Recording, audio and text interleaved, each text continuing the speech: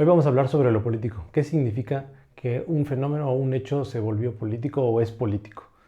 Yo sé que es un término que se usa mucho, pero en realidad creo que pocas personas saben a qué nos referimos cuando hablamos de lo político, que no es lo mismo que hablar de la política. En su momento haré otro video sobre la política, pero en este caso a mí me gustaría definir lo político como ámbito de la actividad humana, ¿no? Así como se define lo estético, así como se define lo social, lo cultural, hay que definir lo que es lo político.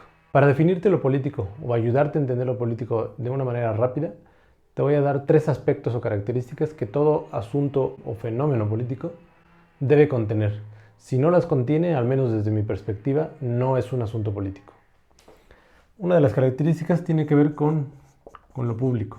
Lo político tiene que ver con el espacio público y el espacio público tiene que ver con lo colectivo, con lo que concierne no a todos, pero sí a un grupo, a una mayoría.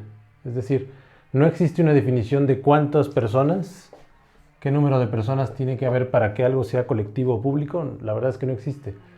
Pero si algo no atiende a un colectivo, a una mayoría, a un sector de la población, se puede decir que no es un asunto público, sino es un asunto privado. Otro aspecto rápidamente que tiene que ver con lo político es el conflicto.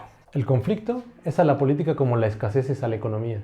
Es decir, lo político no crea el conflicto, sino que lidia con el conflicto. Un asunto que tiene conflicto, porque hay intereses o valores o preferencias contrapuestas, significa que puede estar el conflicto como algo latente.